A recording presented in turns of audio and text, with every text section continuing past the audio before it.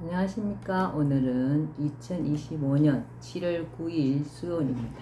네, 오늘도 난세 영웅 흑행령을 아십니까? 242쪽부터 읽어보겠습니다. 무조건적 희생 강요는 안 돼. 한 신문 기자가 로마 바티칸 교황청에 이런 질문을 했다. 교황도 월급을 받습니까? 그러자 재무 담당자가 이렇게 대답했다. 왜 안 받겠습니까? 지구상에서 최고로 신성한 일을 한다는 교황도 제대로 된 월급을 받는다고 한다. 그런데 우리나라는 신성한 임무를 수행한다는 명분으로 청년들을 군대에 강제로 데려다 나라를 지키도록 하고는 급여는 쥐꼬리만큼만 주고 있다. 다들 알다시피 나라가 그 대가를 치르지 못할 만큼 가난한 것도 아니다. 오히려 세계에서 10번째로 경제 규모가 큰 부자 나라이다. 2016년 병장 기준 한 달 급여는 21만 6천 원이었다. 병장이니까 그 정도이고 일반 사병은 그보다도 훨씬 적었다. 그 이후 군인 급여가 사회적으로 이슈가 되면서 2018년 제법 인상되었다는 것이 병장 기준 40만 5,700원이었다가 2020년에 54만 800원이 되었다. 여전히 최저임금에도 턱없이 모자라는 적은 금액임은 말할 것도 없다. 국가 경제는 몰라보게 발전했는데 군인에 대한 예우는 아직도 거의 제자리 걸음을 하는 셈이다. 국가가 언제까지 신성한 국방의 의무라는 그럴듯한 명분으로 청년들에게 희생만을 강요할 것인가? 제대 후 사회에 진출할 때 주어졌던 군 가산점도 헌법의 평등권에 위배된다는 판결에 따라 부여하지 않은 지도 오래되었다. 군 복무에 대해 경제적으로라도 보상을 해주는 것이 마땅하다. 2020년 현역병의 군복무 기간은 육군과 해병대는 18개월, 해군과 공군은 각각 20개월, 21개월이다. 나라를 지키는 일을 하는 그 기간에 아무런 혜택도 주지 않고 무조건적 희생을 요구하는 것은 전 근대적인 사고방식으로 민주주의나 자본주의 원리와도 맞지 않는다. 봉건 시대에야 국가가 백성을 마음대로 징병도 하고 노역도 시킬 수 있었으나 지금은 국민의 권리가 헌법으로 보장되는 민주주의 시대이다. 청년들도 엄연히 대한민국 국민으로 권리를 보장받아야 한다. 군 복무 중이라 해서 그 권리를 유보당할 수는 없다. 군인들도 나라를 지키는 신성한 근로를 한 데 대해 정당한 대가를 지불받을 권리가 있다. 신성한 임무를 수행한다는 교황도 절의 스님도 교회 목사도 아무런 대가 없이 무료 봉사만 하지 않는다. 신성한 국방의 의무라고 공짜로 해달라고 해서는 안 된다. 사람은 좋은 일을 한 것에 대해서도 보람을 느끼지만 자기가 한 일에 대해 어느 정도 보상이 있을 때 더 열심히 하는 법이다. 희생만 강요하면 마지못해 하는 경우가 많고 자연히 사기가 저하된다.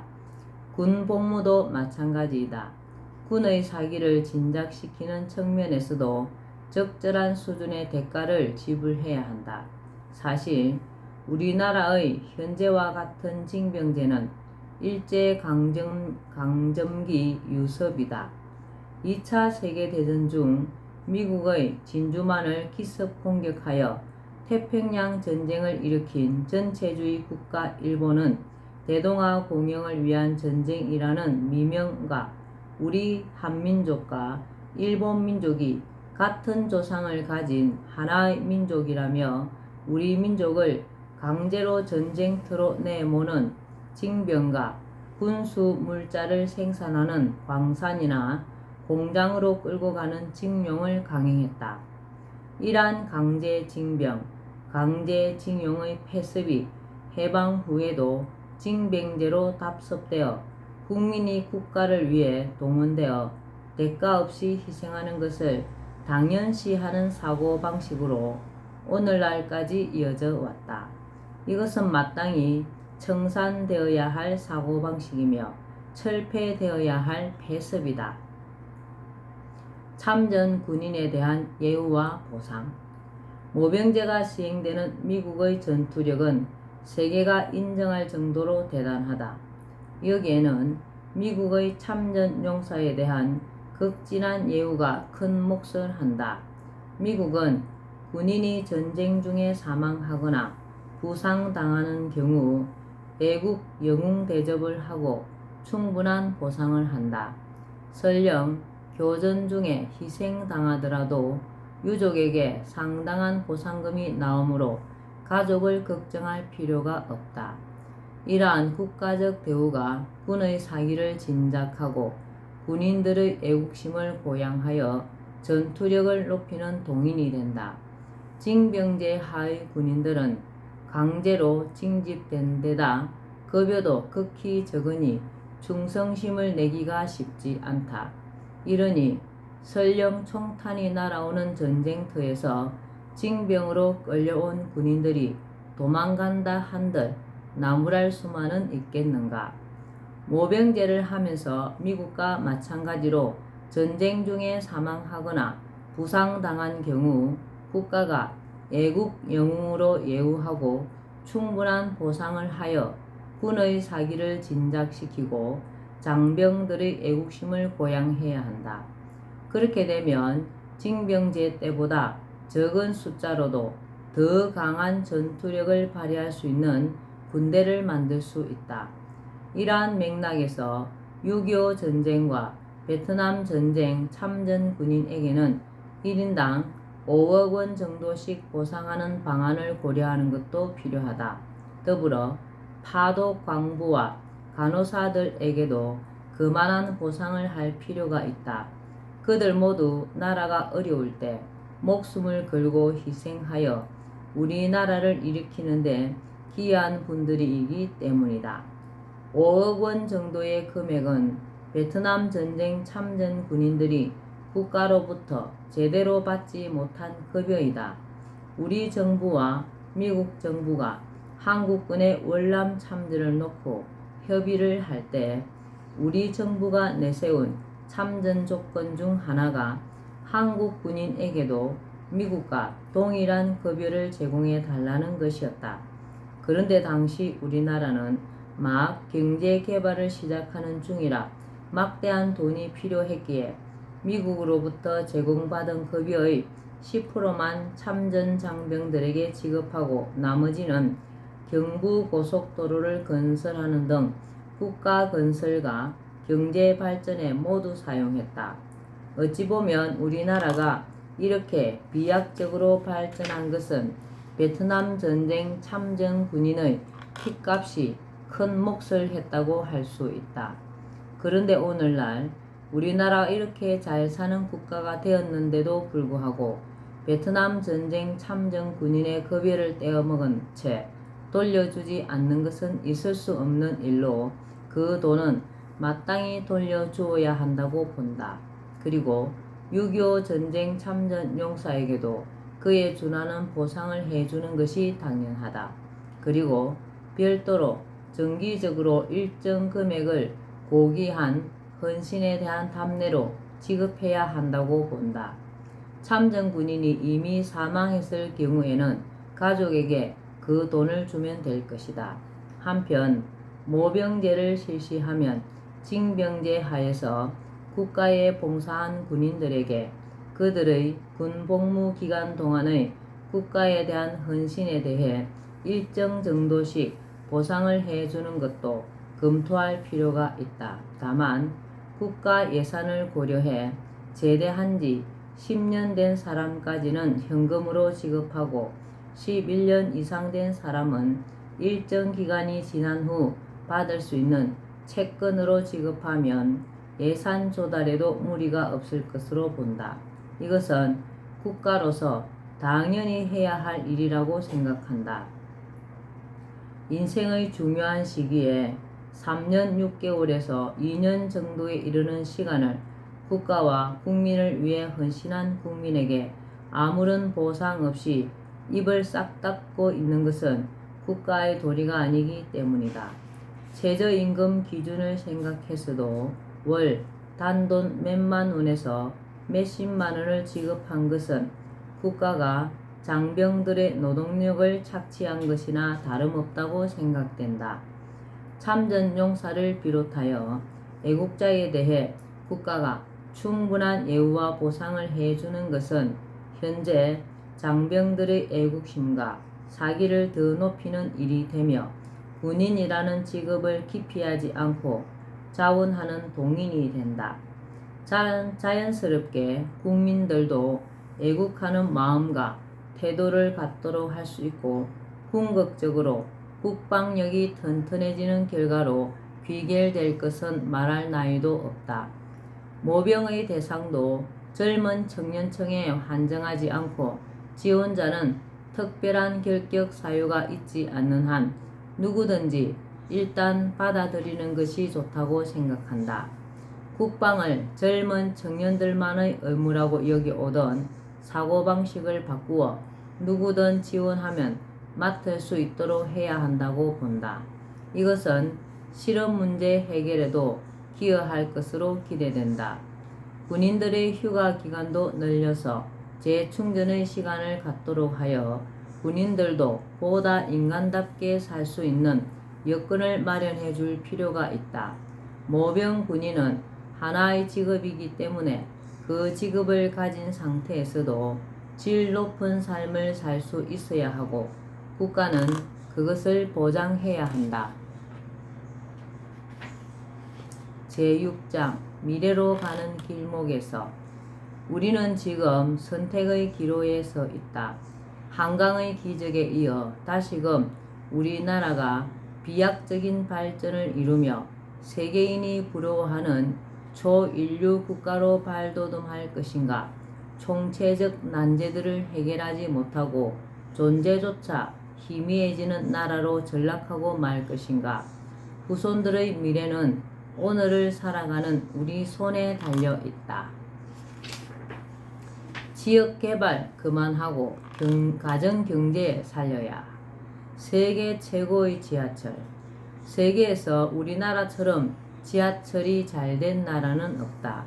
에스컬레이터와 무빙 워크, 엘리베이터 그리고 깨끗한 공중 화장실, 미니 독서 공간 등 갖추지 않은 것이 없다.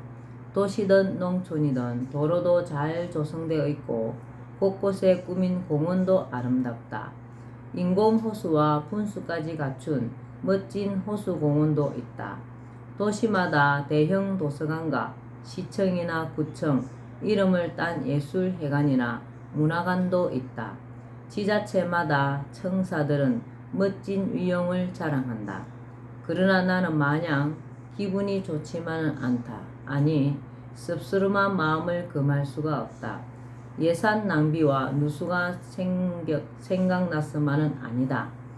편리하고 화려하며 위용을 자랑하는 온갖 공공시설과는 달리 우리 국민 개개인의 삶은 각박하고 고달프기 그지없기 때문이다. 젊은이부터 노년층까지 안정된 삶을 사는 국민은 그리 많지 않다. 먹고 사는 것부터 녹록지 않고 인생의 중대사를 포기하고 사는 국민이 엄청나다. 젊은이들은 바늘 구멍만한 치어문을 통과하기 위해 한평 고시방에 들어가 몇 년이고 제대로 먹지도 못하고 쪽잠을 자며 생활한다. 장년들은 아파트 한 칸 마련하는데 진 빚 갚으랴, 아이들 학원 보내고 가외시키랴, 노후 준비하랴, 부부가 맞벌이를 하여도 생활에 여유가 없다. 노년층은 자식들을 키우느라 돈과 시간을 다 쓰고 이제 남은 것은 아픈 몸뿐이다. 자식들은 자신들 살기도 힘드니 부모를 부양할 여력이 없다. 병든 노인들은 요양원밖에 갈 곳이 없다. 국가의 경제 규모가 세계 10위라느니 1인당 GNP가 3만 불이 넘었다느니 하지만 대다수 국민에게는 먼 나라 이야기처럼 들릴 뿐이다. 이제 가정 경제를 살려야. 가정은 사회라는 큰 집의 한 장 한 장 벽돌과 같아. 벽돌 한 장 한 장이 단단하고 서로서로 잘 결합되어 있어야 집 전체가 튼튼하다. 그런데 지금 우리 사회는 소수의 금강석처럼 단단하고 화려한 벽돌과 시멘트가 덜 들어간 부실하기 짝이 없는 다수의 벽돌이 엉성하게 쌓여 있고 겉모양만 요란하게 치장한 집과 같다. 겉모습에 아무리 돈을 들여 화려하게 치장해도 속이 문제인 집은 언제 무너질지 모르는 불안한 집이다. 그럼에도 정치인들은 선거 때만 되면 그 치장을 더해서 더 멋있게 보이도록 하여 집값이 더 나가게 해주겠다고 국민을 현혹한다.